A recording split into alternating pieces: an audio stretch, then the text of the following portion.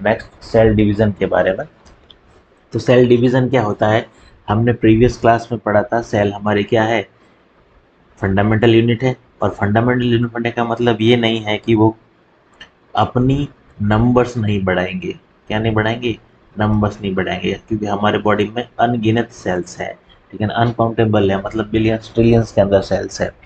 तो वैसे जैसा हमारी बॉडी क्या है, एक सिस्टेमिक लेवल की, कहाँ तक की है, सिस्टमिक लेवल की। और सिस्टम कैसे बनता है, तो हमने स्टार्ट में पढ़ा था कि जो सेल है वो सेल मिलके क्या बनाती है, टिश्यू बनाती है। और टिश्यू मिलके क्या बनाते हैं, ऑर्गन बनाते हैं। और ऑर्गन मिलके क्या बनाते हैं, सिस्टम बनाते हैं। और सिस्टम से हमारी होल ह्यूमन बॉडी का निर्माण होता है।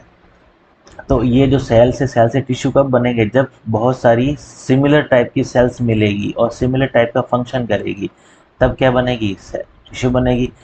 हमारी बॉडी का जो बेसिक फॉर्मेशन है वो एक सिंगल सेल से होता है। किससे होता है, एक सिंगल सेल से। और उस सिंगल सेल का नाम क्या है, जाइगोट, ठीक है ना। क्या है, जाइगोट। जाइगोट क्या है, एक सिंगल यूनिसेलुलर स्ट्रक्चर है। और इसी सेल से हमारा पूरी शरीर का या हमारी पूरी बॉडी का निर्माण होता है, ठीक है ना। एक ह्यूमन बॉडी कंप्लीटली किससे बनी है, एक सिंगल सेल के मल्टीप्लिकेशन से, सेल डिवीजन होके क्या बनते हैं, फिर टिश्यू बनते हैं, फिर टिश्यू से ऑर्गन बनते हैं, और ऑर्गन से सिस्टम बनते हैं, ठीक है ना। ये जाइगोट कैसे बनता है, ये जाइगोट आता है हमारे पेरेंट सेल से। किससे आता है, हमारे पेरेंट सेल से, ठीक है ना। फादर से आता है स्पर्म और मदर से आता है एग यानी ओवम। जब ये दोनों आपस में फर्टिलाइज होते हैं, फर्टिलाइज होने के बाद में जो स्ट्रक्चर बनती है यूनिसेलुलर या सिंगल सेल की स्ट्रक्चर, उसको क्या बोलते हैं अपन, जाइगोट बोलते हैं। और जाइगोट यानी यूनिसेलुलर में क्या होता है, सेल डिवीज़न होता है। क्या होता है, सेल डिवीज़न होता है। और उसी सेल डिवीज़न के थ्रू क्या बनता है, ह्यूमन बॉडी का निर्माण होता है, ठीक है ना। अब ये सेल डिवीज़न कैसे कैसे होता है, तो बेसिकली सेल डिवीज़न के दो टाइप है, माइटोसिस एंड मियोसिस, याद रखना है अच्छे से, ठीक है ना। जो फर्स्ट प्रोसेस है माइटोसिस, जिसे हम हिंदी में बोलते हैं समसूत्री विभाजन। क्या बोलते हैं, समसूत्री विभाजन। और दूसरा है अर्धसूत्री विभाजन, मियोसिस, ठीक है। अब इनके बारे में थोड़ा डिटेल में पढ़ लेते हैं कि क्या होता है, ठीक है ना। बात करते हैं माइटोसिस के बारे में, ठीक है। अब माइटोसिस क्या है, माइटोसिस को बोलते हैं हम समसूत्री, ठीक है ना। अब उससे पहले हम जान लेते हैं कुछ बेसिक चीज़ें जो हम सेल से रिलेटेड या सेल डिवीजन से रिलेटेड बहुत इंपॉर्टेंट रहने वाली है।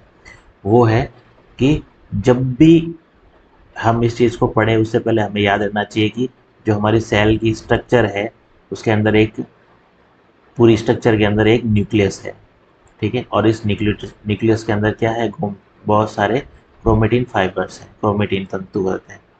ये क्रोमेटिन तंतु, ठीक है ना, क्रोमोसोम बनाते हैं। क्या बनाते हैं, क्रोमोसोम बनाते हैं। और हमारी ह्यूमन बॉडी के अंदर नंबर ऑफ क्रोमोसोम कितने हैं, 46, ठीक है ना।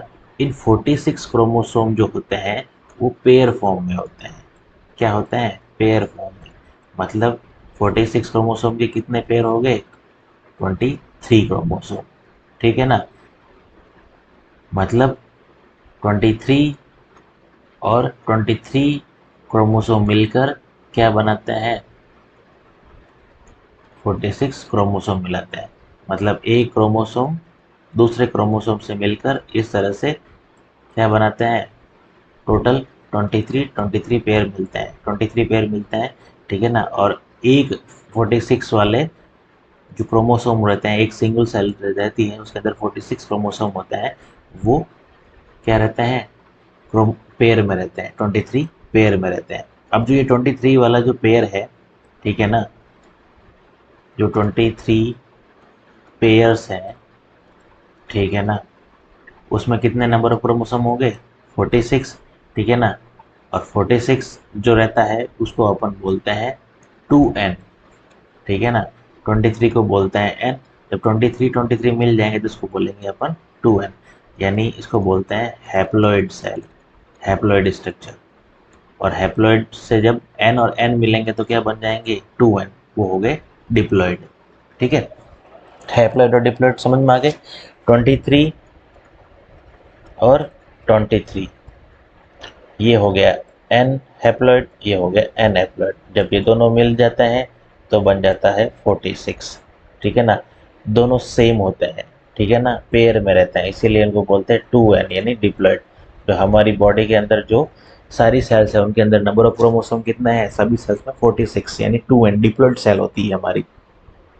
ठीक है, तो जो 46 क्रोमोसोम होते हैं वो उसको भी हम और डिटेल में पढ़े तो ये होते हैं 44 प्लस एक्स एक्स या 44 प्लस एक्स वाई। अब ये क्या है, तो हमारे बॉडी के अंदर दो तरह के क्रोमोसोम है। ठीक है, एक होते हैं जो सोमेटिक या दही गुणसूत्र, ठीक है ना, सोमेटिक क्रोमोसोम। और ये जो एक्स एक्स और एक्स वाई है, ठीक है ना, ये क्या है, सेक्स क्रोमोसोम है। क्या है, सेक्स क्रोमोसोम है, लिंग गुणसूत्र। ठीक है ना, जो हमारी बॉडी के सेक्स को डिटर्मिनेट करते हैं, ठीक है ना, कि लड़का है या लड़की है। अगर किसी के सेल के अंदर 44 प्लस एक्स एक्स क्रोमोसोम है तो वो क्या है, गर्ल है। क्या है, गर्ल है यानी फीमेल है। और किसी के अंदर 44 प्लस एक्स वाई क्रोमोसोम है, ठीक है ना, वो क्या है, बॉय है, मेल है। ठीक है ना, तो 44, 45 और 46, 44, 45 एंड 46। ठीक है ना, तो इससे एक चीज़ और पता चल रही है कि जो सेक्स डिटर्मिनेशन क्रोमोसोम है वो कौन सा है, वाई क्रोमोसोम है। ठीक है ना, तो वाई क्रोमोसोम क्या डिसाइड करता है, जेंडर डिसाइड करता है। ठीक है ना, अगर किसी में वाई नहीं है तो वो क्या बनेगी, फीमेल। और किसी के अंदर किसी सेल्स में अगर वाई आ गया है वो बनेगा बॉय यानी मेल। ठीक है, तो ये 2n n, ठीक है ना, ये सारी चीज़ें समझ में आ गई। ठीक है ना, सोमेटिक क्रोमोसोम 44 हमारे दही गुणसूत्र होते हैं और 45 एंड 46 नंबर ऑफ जो क्रोमोसोम होते हैं वो सेक्स क्रोमोसोम होते हैं। क्रोमोसोम किन से होते हैं, क्रोमेटिन फाइबर से बनते हैं। ठीक है ना, इसके अलावा हमने सेल के टाइम में हमने पढ़ा था सेंट्रियोल, ठीक है ना, जो बहुत ही नज़दीक होता है न्यूक्लियस के। ठीक है ना, ये सेंट्रियोल पढ़ाया था, मैंने बताया था कि इसका बहुत इंपॉर्टेंट रोल है किसमें, सेल डिवीज़न के अंदर। वो भी आपको बिल्कुल याद रखना है। अब बात करते हैं माइटोसिस के बारे में। अब माइटोसिस में क्या होता है, ठीक है ना, सिंपल सा समझ लेना है। जो माइटोसिस की जो फेज़ है, ठीक है ना, वो हमें याद रखनी है अच्छे से, एग्जाम पॉइंट ऑफ व्यू से बहुत इंपॉर्टेंट है। जो हमारी नॉर्मल बॉडी की जो सोमेटिक सेल है, कौन सी, सोमेटिक सेल है, उसमें नंबर ऑफ क्रोमोसोम कितने हो गए, 46, मतलब ये 2n सेल है। ऐसा सेल डिवीजन जिसके अंदर पेरेंट सेल से जो डॉटर सेल्स बनेगी, ठीक है ना, क्या बनेगी, डॉटर सेल्स बनेगी, वो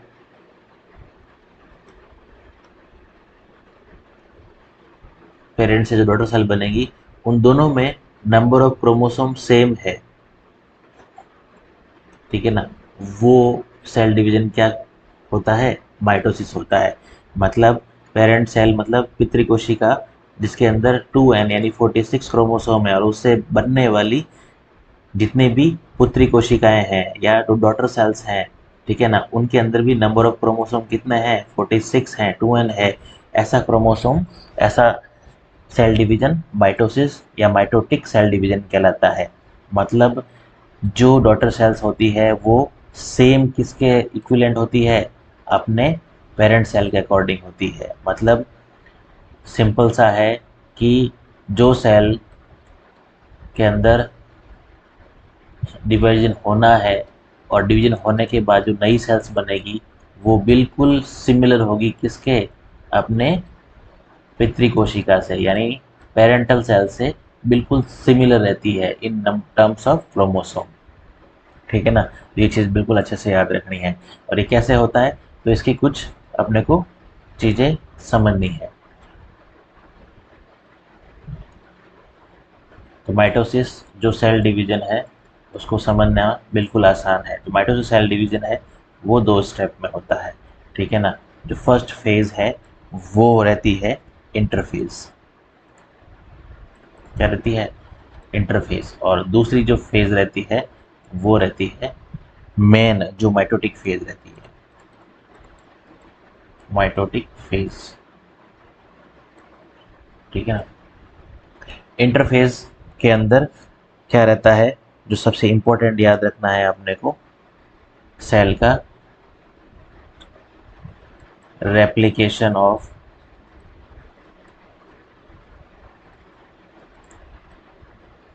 डीएनए एक चीज, दूसरा ऑर्गेनेल्स और ग्रोथ ऑफ सेल, ठीक है। ये तीन चीजें होती है, ठीक है ना। इंटरफेज के अंदर तीन फेजेस इंक्लूड और होती है, ठीक है ना। जो पहली फेज होती है वो होती है G1 फेज, ठीक है ना। दूसरी फेज होती है वो होती है S फेज, और जो तीसरी फेज होती है वो होती है G2 फेज। G1 फेज में, ठीक है ना, माइटोसिस कंप्लीटली दो फेजेस में होता है, एक इंटरफेज और एक माइटोटिक फेज में। इंटरफेज के अंदर अगेन वापस तीन फेजेस होती है, G1 फेज, S फेज और G2 फेज, ठीक है ना। और उसके बाद में माइटोटिक फेज स्टार्ट होती है। तो सबसे स्टार्टिंग में आती है G1 फेज, इसके अंदर रेप्लिकेशन ऑफ डीएनए कंप्लीट होता है, ठीक है ना।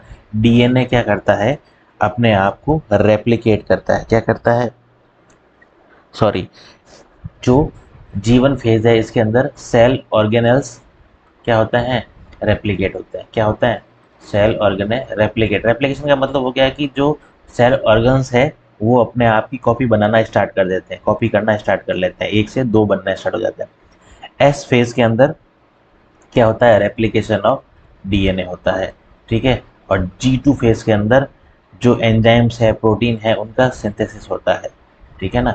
एंजाइम, प्रोटीन, इन सब का सिंथेसिस होता है, ताकि माइटोटिक फेज के अंदर वो सारी के सारी चीज़ें आराम से इजीली डिफ्रेंशिएट हो सके, ठीक है ना। तो इसको वापस अपन एक बार ड्रॉ कर लेते हैं कि कैसे कैसे ये रहेगा। माइटोटिक माइटोसिस सेल डिवीजन दो फेज में होता है कंप्लीटली, एक होता है इंटरफेज में और दूसरा होता है माइटोटिक फेज में। इंटरफेज की कुल तीन फेज, सब फेज और है, ठीक है ना। और वो फेज कौन सी है,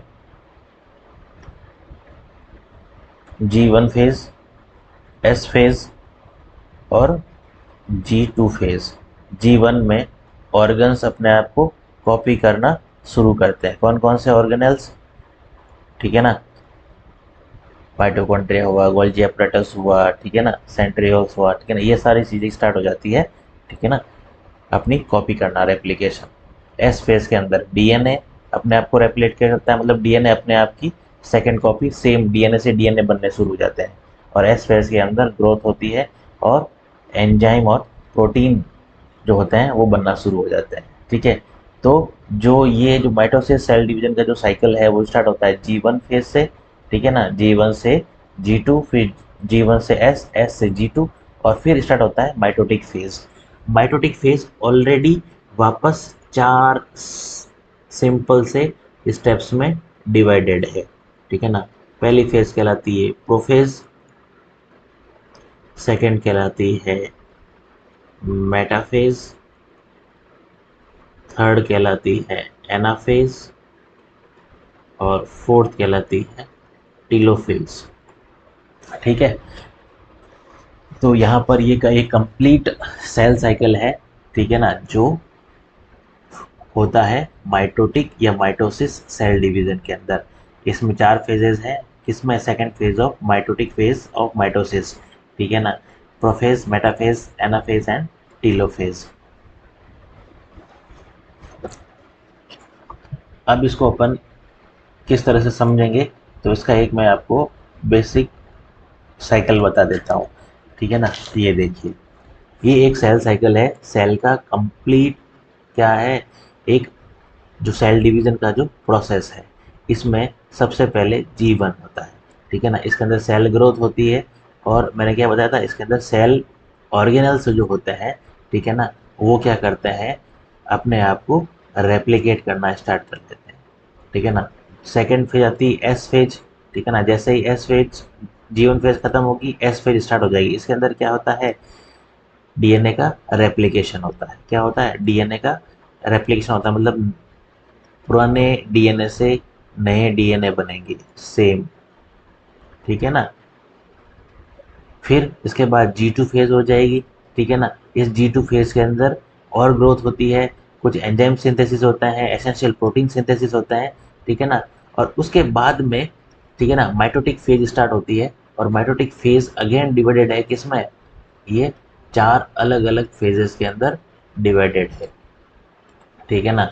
चार कौन सी हो गई? एक तो प्रोफेज, ठीक है ना, मेटाफेज, एनाफेज, टीलोफेज, ठीक है ना। और फिर टीलोफेज के बाद में साइटोकाइनेसिस स्टार्ट हो जाता है, जहाँ पर साइटोप्लाज्म में डिवाइड हो जाता है और एक कंप्लीट एक सेल से ये दो तरह के दो सेल्स बन जाती है और उनकी ग्रोथ स्टार्ट हो जाती है, ठीक है ना। फिर जब ये सेल मैच्योर हो जाएगी तो वापस G1 फेज स्टार्ट होगी, फिर S फेज आएगी, फिर G2 फेज आएगी और फिर M फेज आएगी, यानी माइटोसिस फेज आ जाएगी, ठीक है ना। तो इस तरह से ये एक साइकिल सेल डिवीजन का हमेशा रेगुलर चलता रहता है, ठीक है ना। तो ये समझने वाली बात है। अब अपन थोड़ा प्रोफेज, मेटाफेज, एनाफेज, टेलोफेज को समझ लेते हैं, ठीक है ना। इंटरफेज समझ में आ गया। फिर उसके बाद माइटोटिक फेज में क्या क्या होता है, मेन जो याद रखना है वो ये वाली चीज़ है, ठीक है ना। ये चार स्टेप याद रखना है माइटोसिस के: प्रोफेज, मेटाफेज, एनाफेज, टेलोफेज, ठीक है ना। अब इनमें क्या क्या होता है तो वन बाय वन समझ लेते हैं, ठीक है। फर्स्ट जो रहता है वो रहता है अपना प्रोफेज, ठीक है। इस प्रोफेज के अंदर जो सिंपल सी चीज़ रहती है, जो हमारे सेल है, सेल के अंदर न्यूक्लियस है और न्यूक्लियस के अंदर बहुत सारे क्रोमेटिन फाइबर्स, क्रोमेटिन के बहुत सारे फाइबर्स रहते हैं। और ये क्रोमेटिड्स क्या कर जाते हैं? आपस में जुड़ते हैं, डेंस होते हैं। क्या होता है? डेंस होकर क्या बना लेते हैं? पेयर बना लेते हैं। क्या बना लेते हैं? पेयर बना लेते हैं किसके? क्रोमोसोम के, ठीक है। इसके अलावा जो हमारे प्रोफेज के अंदर जो सेंट्रियोल्स हैं वो डिवाइड होके क्या चला जाएगा? एक सेंट्रियोल इस पोल की तरफ और एक सेंट्रियोल इस पोल की तरफ चला जाएगा। तो जो क्रोमोसोम है वो फाइबर से किस में आ जाएंगे? पेयर फॉर्म आ जाएंगे, ठीक है। दूसरा सेंट्रियोल्स डिवाइड होके अलग अलग पोल पे चला जाएगा, ठीक है ना। और ये जो न्यूक्लियस मेम्ब्रेन है ये भी क्या हो जाएगी? डिसअपियर होना शुरू हो जाएगी। तो डिसअपियर ऑफ न्यूक्लियोलीमा, ठीक है। तो न्यूक्लियस में, न्यूक्लियस के बाहर तरफ जो आवरण रहता है वो भी क्या हो जाता है? डिसअपियर होना शुरू हो जाएगा। क्रोमेटिन फाइबर्स कंडेंस हो गए, डेंस होके पेयर में क्रोमोसोम में सेट होना शुरू हो जाएंगे, ठीक है। और सेंट्रियोल्स अब जब अपोजिट पोल पर स्टार्ट हो जाएगा। फिर जो सेकेंड फेज आती है वो आती है मेटाफेज। क्या आती है? मेटाफेज, ठीक है। मेटाफेज में क्या होता है? जो पेयर्ड क्रोमोसोम यहाँ बने हैं वो क्या हो जाएंगे? सेल के अंदर अरेंज होना शुरू हो जाएंगे। किधर? इक्विटोरियल पर, ठीक है। और यहाँ पर आ गया आपका सेंट्रियोल्स, ठीक है ना। ये स्पिंडल फाइबर से जुड़े हुए रहेंगे, ठीक है। किस तरह से? ये होता है किसमें? मेटाफेज में, ठीक है। फिर नेक्स्ट जो थर्ड फेज आ जाती है वो आ जाती है एनाफेज। इस एनाफेज के अंदर क्या होगा? जो क्रोमेटिड्स हैं, यानी जो क्रोमोसोम्स हैं, ये क्रोमोसोम्स जो है वो डाइवर्ज हो जाएंगे किसकी तरफ? अपोजिट पोल की तरफ। मतलब जो एनाफेज के अंदर आपको मैं हल्का सा स्ट्रक्चर समझा देता हूँ। तो पहले ये थे, वो क्या हो जाएंगे? ये हो गया हमारा दोनों पोल की तरफ सेंट्रियोल और ये स्पिंडल फाइबर्स। और जो मिडल के अंदर इक्विटोरियल पर जो क्रोमेटेड क्रोमोसोम्स पेयर में थे वो यहाँ पर सेट हो जाएंगे, अपोजिट डायरेक्शन में डाइवर्ज हो जाएंगे, ठीक है। ये पहले जो आपस में पेयर फॉर्म में थे वो अनपेयर होके आपस में इस तरह से चले जाएंगे। फिर लास्ट में जो फोर्थ बचती है वो है टीलोफेज, ठीक है। और इस टीलोफेज का जस्ट इसका रिवर्सल है किसका? प्रोफेज का। किसका? प्रोफेसर प्रोफे प्रोफेज फेज का। टीलोफेज इसका जस्ट अपोजिट है प्रोफेज फेज का। इसके अंदर क्या होगा कि जो सेल है जो डिवाइड होने वाली है उसके जो क्रोमोसोम है वो वापस किसकी तरफ?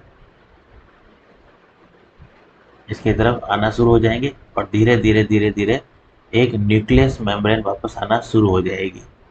और जो अनपेयर्ड हुए थे क्रोमोसोम, वो क्या हो जाएंगे, अपनी कॉपी बना लेंगे वापस और अपने नंबर वापस डबल कर लेंगे। मतलब 46 नंबर ऑफ क्रोमोसोम से डिवाइड हुए एनाफेज में और वापस कितने बन गए, 46 बन गए। ठीक है ना। तो इस तरह से सेल डिवाइड हो जाएगी किसके अंदर, दो अलग अलग डॉटर सेल्स के अंदर, जिसके अंदर दोनों के अंदर क्या हो जाएंगे, समान तरह के क्रोमोसोम रहेंगे। ठीक है। इसको इससे समझ सकते हैं कि ये जो स्टार्ट हुई, ठीक है, यहाँ पर कंडेंसेंस हुआ और वहाँ पर जब ये डिफरेंट होंगे तो ये सारी चीज़ें दोनों को इक्वल इक्वल पार्ट में डिवाइड कर लेगी। ये सिंपल सा जो सेल डिवीजन है वो क्या कहलाता है, माइटोसिस कहलाता है। ठीक है। और इसको और इजी से समझना है तो मैं इसको वापस एक बार और क्लियरली समझा देता हूँ कि यहाँ पर हुआ क्या है एक्चुअल में।